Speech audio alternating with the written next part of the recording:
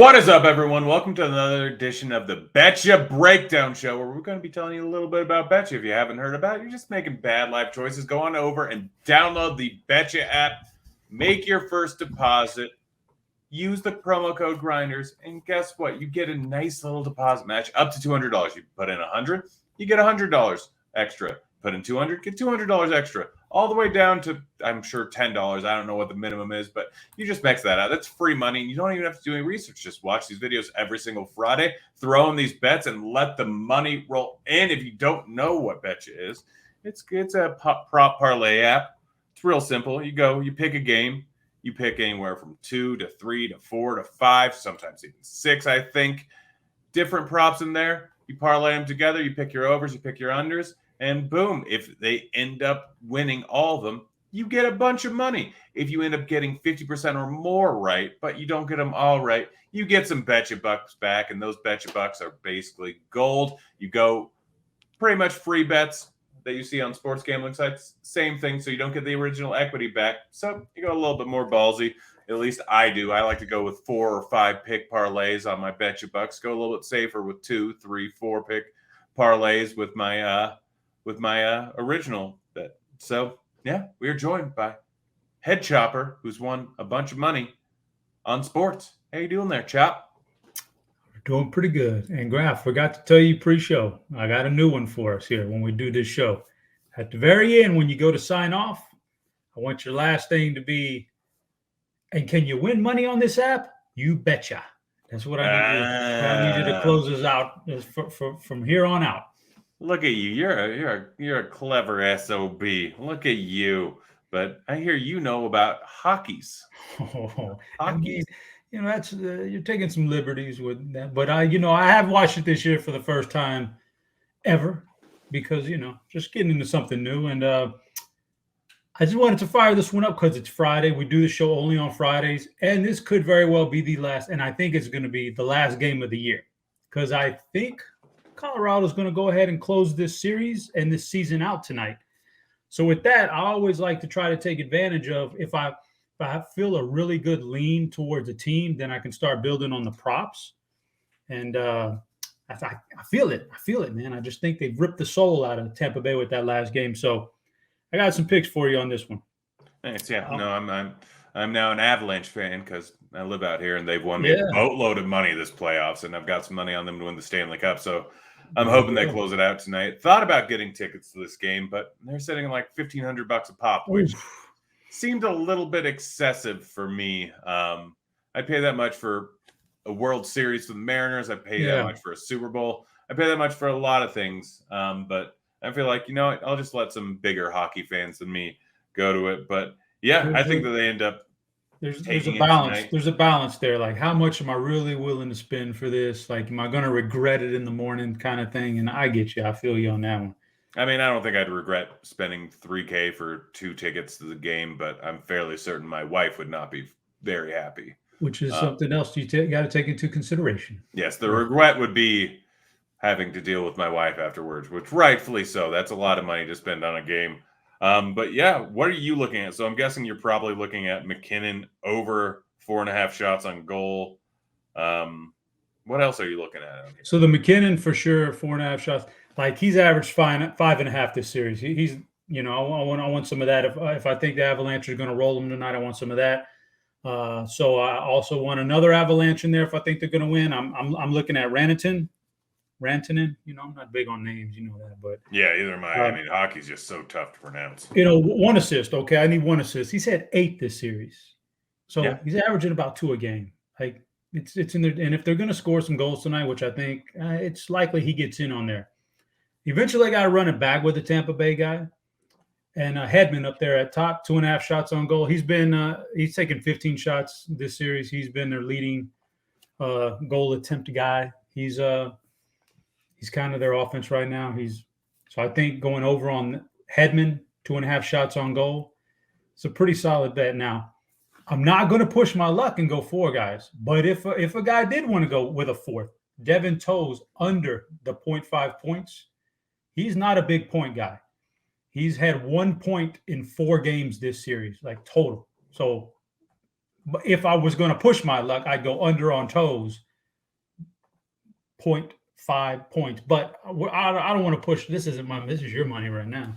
I didn't push my luck, but if I wanted a higher payout, I'd go that. But I kind of feel like this is if I think Colorado's going to win this game, I can kind of work my thing here to see, grab more Colorado guys in here than Tampa guys. And this is where I'm at right now.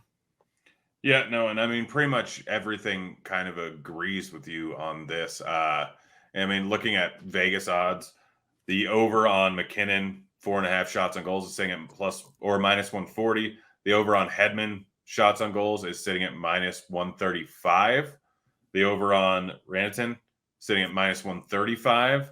And then, if you wanted to add the last one, minus 135 for Valerie there, had him to score a goal in the game 2, I think. And he did. He was the first goal scorer, so it got me a cool little G. Gosh, I do love betting on hockey. It's a fun. It's by far the most fun sport to watch live. And anyone who disagrees with that hasn't been to enough hockey games. It's just a blast. Yeah, I like that. That's all. A little 3 or 4 pick parlay there. I'm in for that. We got some baseball today. I've hit a whole lot of home run bets so far. Just a boatload of them. I think I'm at 15 so far. Absolutely crushing it lately. Go ahead and check out Scores and Odds if you want to see that. But yeah, I've had 100% ROI on home run bets every single day this week, which is something I've never had happen before. It's sitting at like 200% overall for the week, but yeah, just consistently crushing it. So I want to look at the Angels game because I have a few bets on this one. So the easiest thing to do is going to be, we can set up 2 of them because I'm on both the Angels and on the Mariners. I think it's going to be a high-scoring game. I like a lot of it. There's almost a 10 total here. And we have Flexen and Lorenzen both sitting at 15.5 and 16.5 total outs, respectively. So I think you can make 2 different ones here. Ohtani and Trout, obviously 2 of the best hitters in the league. If we take Flexen under 16.5 outs, assuming that the Angels get to him, take Ohtani and Trout both over 1.5 total bases.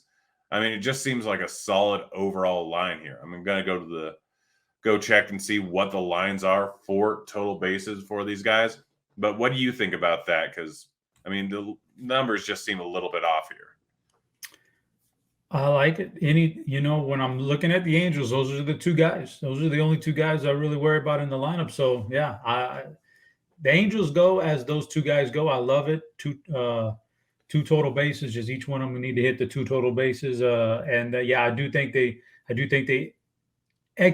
get the starting pitcher out of this game nice and early. And if they do, it's going to be because of these 2 guys. And then you've got the bullpen you get to work against. So I actually like this. I like that one quite, because I was with you. I was looking at the game today, like, okay, man, where's the offense at? Whose offenses can I target? And I didn't see a lot of them at all. Yeah, no. I mean, looking at sports books, Ohtani to go over, I think is minus 120 on this number. Trout to go over is minus 139. Flexen to go under, it's actually saying at minus 121 on both of them. But you have the nice little corollary effect with taking both these guys. And then on the other side, so if we take Lorenzen and take the under on his outs, who's going to do the damage? Well, Winker has the platoon split. He's been walking a ton. He's been in great shape recently. And Julio Rodriguez, I actually have both of these 2 guys to hit a home run. So I think both of them are pretty solid plays here. Lorenzen, not that great of a pitcher. He's been all right this year. Gets a decent amount of ground balls. But there's going to be runs scored here. If Lorenzen's getting beat up, there's going to be runs scored, and Julio Rodriguez is probably the main culprit to score a run or get an RBI. Winker's probably number 2. He's over 1.5 hits plus walks. The guy is pretty solid at working the count. He can get a walk. He can get 2 walks realistically in any given matchup. Lorenzen, he's been bad versus lefties, walking them at a massive clip, 14.6% so far this season. Winker sitting at a 16.4% walk rate, so easily 2 walks are in play. He can hit a bomb. Lorenzen giving up some hard contact, so the ball's going to be put in play. Winker right behind Rodriguez, so if Rodriguez gets on, Winker can hit him in, and boom, you have an RBI right there. Nice little 5x payout. Plus, you get 2 out of 3 of those right, which statistically, if they were a toss-up, you have a 50% chance of hitting. I think it's a pretty solid one. I think it works for sure. I'm like the biggest Julio Rodriguez fan out there. It works, man. It works. Yeah, well, plus 660 over at FanDuel to hit a home run there. I got that today.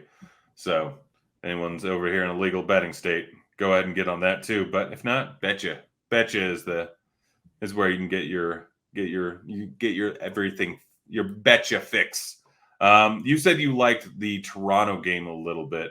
We have Manoah on there sitting at 5.5 strikeouts, Hauser at 3.5, Guerrero 1.5 total bases, Bichette 1.5 total bases, Adames 0.5 runs plus RBIs, Yelich 0.5 runs plus RBIs. What are you looking at in this one? Well, I said I couldn't find a lot of offense out there, so I decided to go with some pitching for me. So Manoah, I have Manoah over. I took him over the 5.5 strikeouts. This is a game against Milwaukee. He's used to the American League East. This has got to be like I don't want to say an easy game for him, but easier than facing the Yankees, who he just faced last time out. So I took the over 5.5 strike. I think he dominates. So therefore, now I'm looking at the Milwaukee hitters and saying, Manaea is pretty good at run prevention also. Outside of, he gave a 4 run to the Yankees last time out, but before that, he pitched back-to-back games where he didn't allow a run.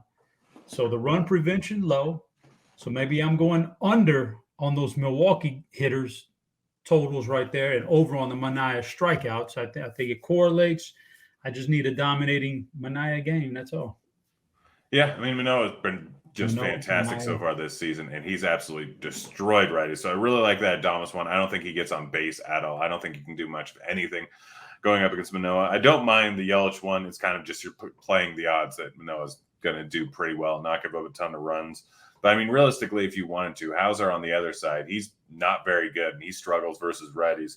If you want to, I don't have any problem rolling with any of these, either of these Toronto guys. I mean, Vlad getting over 1.5 total bases going up against Manoah. Manoah's a guy that gives up a decent amount of hard contact. He's struggled versus lefties and versus righties. The underlying numbers, at least, show that he's struggled to both sides of the plate. And I'm going to check out some sports books, see what the odds are on total bases for these guys. We look at Vlad, and he's sitting at plus 104 on the over, minus 152 on the under, surprisingly. Bo Bichette, so he is sitting at, let me check real quick. I'm searching, I'm stalling for time. 141 on the under. So if you wanted to, you could realistically make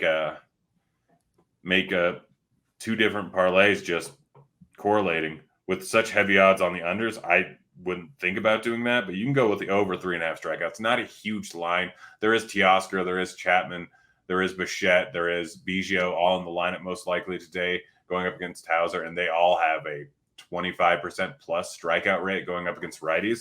So you can roll with that and roll with the under of Vlad and Bichette. I mean, it's baseball. Anything can happen with such massive negative juice on the under. I think those are both pretty solid overall plays, and you can make this work. I agree. All right. I'm going to let you sign this one off, man, since you have something you want to say. But, guys, we'll be back next week. Chop, get us out of here. Can you win money on this app? You betcha.